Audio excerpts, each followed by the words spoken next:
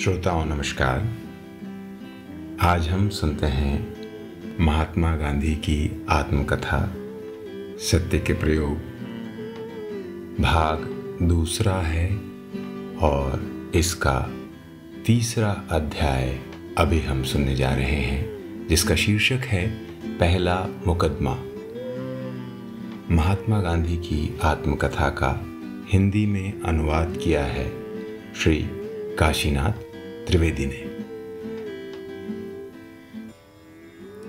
बंबई में एक ओर मेरी कानून की पढ़ाई शुरू हुई और दूसरी ओर मेरे आहार के प्रयोग चले और उसमें वीरचंद गांधी मेरे साथ हो गए। तीसरी तरफ भाई ने मेरे लिए मुकदमे खोजने की कोशिश शुरू की। कानूनी पढ़ाई का काम धीरे चला। जाब्ता दीवानी, सिविल प्रोसीजर कोड किसी भी तरह गले न उतरता था। एविडेंस एक्ट यानी कानून शहादत की पढ़ाई ठीक चली। वीरचंद गांधी सॉलिसिटर बनने की तैयारी कर रहे थे, इसलिए वे वकीलों के बारे में बहुत कुछ कहते रहते थे। फिरोज शाह मेहता की होशियारी का कारण उनका अगाध कानूनी ज्ञान है। एविडेंस एक्ट यानी कानून शहादत तो उनको ज़बानी याद है।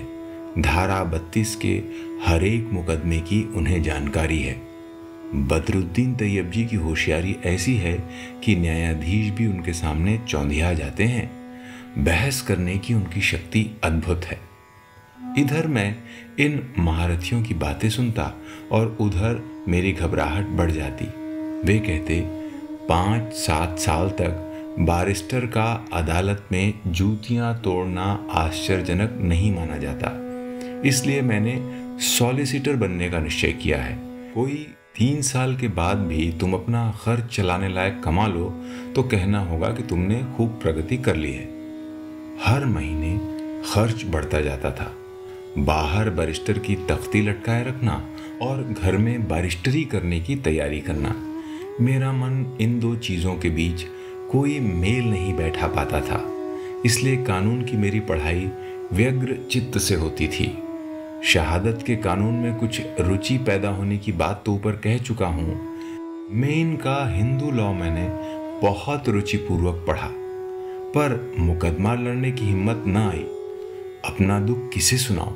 मेरी दशा ससुराल गई हुई नई बहू की सी हो गई। इतने में मुझे मम्मी बाई का मुकदमा मिला। स्मॉल कॉज कोर्ट, छोटी अदालत में जाना था। मुझसे कहा गया दलाल को कमीशन देना पड़ेगा। मैंने साफ इनकार कर दिया, पर फौजदारी अदालत के सुप्रसिद्ध वकील श्री, जो हर महीने 3-4 हजार कमाते हैं, वो भी कमीशन तो देते ही हैं। मुझे कौन सी उनकी बराबरी करनी है? मुझको तो हर महीने 300 रुपये मिल जाएं तो काफ़ी है। पिताजी को कौन इससे अधिक मिलते थे? पर वह ज़माना बदल गया। बंबई का खर्च बड़ा है। तुम्हें व्यवहार की दृष्टि से भी सोचना चाहिए। मैं टस से मस न हुआ। कमीशन मैंने नहीं ही दिया। फिर भी मम्मी बाई का मुकदमा तो मुझे मिला। मुकदमा आसान था। मुझे ब्रीफ मेहनताने के 30 रुपये मिला। मुकदमा 1 दिन से ज़्यादा चलने वाला न था। मैंने पहली बार स्मॉल कॉज कोर्ट में प्रवेश किया। मैं प्रतिवादी की तरफ से था, इसलिए मुझे जिरह करनी थी। मैं खड़ा हुआ पर पैर कांपने लगे, सिर चकराने लगा। मुझे ऐसा लगा मानो अदालत घूम रही है। सवाल कुछ सूझते ही न थे। जज हंसा होगा, वकीलों को तो मज़ा ही आया होगा, पर मेरी आंखों के सामने तो अंधेरा था। मैं देखता क्या? मैं बैठ गया। दलाल से कहा, मुझसे यह मुकदमा नहीं चल सकेगा, आप पटेल को सौंपिए। मुझे दी हुई फीस वापस ले लीजिए। मैं भागा। मुझे याद नहीं कि मुवक्किल जीता या हारा। मैं शर्माया। मैंने निश्चय किया कि जब तक पूरी हिम्मत ना आ जाए कोई मुकदमा न लूँगा, और फिर दक्षिण अफ्रीका जाने तक कभी अदालत में गया ही नहीं। इस निश्चय में कोई शक्ति न थी। ऐसा कौन बेकार बैठा था जो हारने के लिए अपना मुकदमा मुझे देता? इसलिए मैं निश्चय न करता तो भी कोई मुझे अदालत में जाने की तकलीफ देने वाला नहीं था। पर मुंबई में मुझे अभी एक और मुकदमा मिलने वाला था। इस मुकदमे में अर्जी दावा तैयार करना था।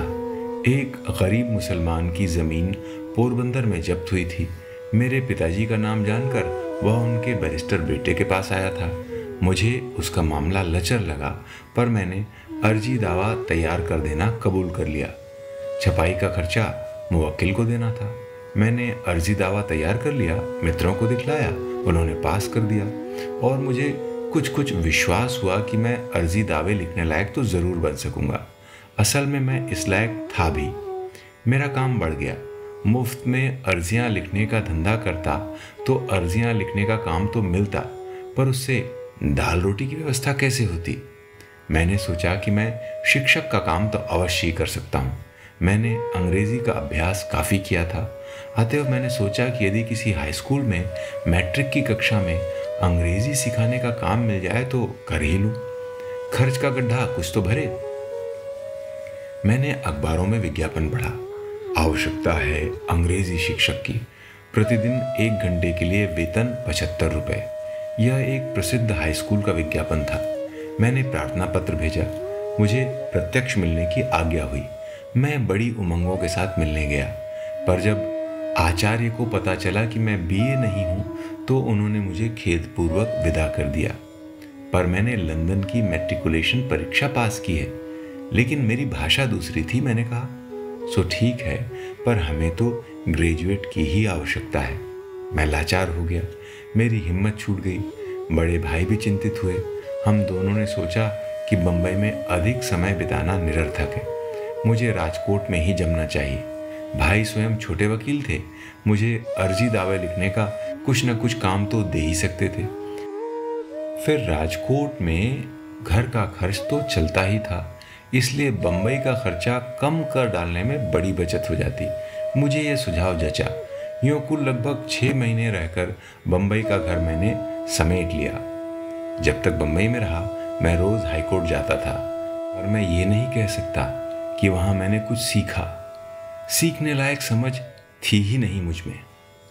कभी कभी तो मुकदमा समझ में ना आता और उसकी कार्रवाई में रुचि न रहती तो बैठा बैठा झपकियाँ भी लेता।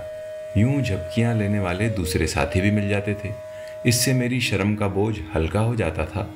आखिर मैं ये समझने लगा कि हाईकोर्ट में बैठकर ऊँघना फैशन के खिलाफ नहीं है।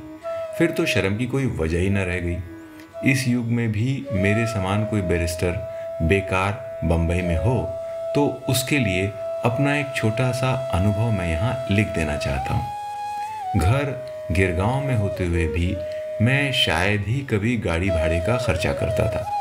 ट्राम में भी क्वचित ही बैठता था। अक्सर गिरगांव से हाईकोर्ट तक प्रतिदिन पैदल ही जाता था। इसमें पूरे 45 मिनट लगते थे और वापसी में तो बिना चूके पैदल ही घर आता था। दिन में धूप लगती थी, पर मैंने उसे सहन करने की आदत डाल ली थी। इस तरह मैंने काफ़ी पैसे बचाए। बम्बई में मेरे साथी बीमार पड़ते थे, पर मुझे याद नहीं कि मैंने एक दिन भी बीमारी का सामना किया हो। जब मैं कमाने लगा तब भी इस तरह पैदल ही दफ्तर जाने की आदत मैंने आखिर तक कायम रखी। इसका लाभ मैं आज तक उठा रहा हूँ। मित्रों, आप सुन रहे थे महात्मा गांधी की आत्मकथा सत्य के प्रयोग, जिसका अनुवाद किया था काशीनाथ त्रिवेदी जी ने। अध्याय 3 था, जिसका शीर्षक था पहला मुकदमा, और इसे स्वर दिया अपराजित शुक्ल ने।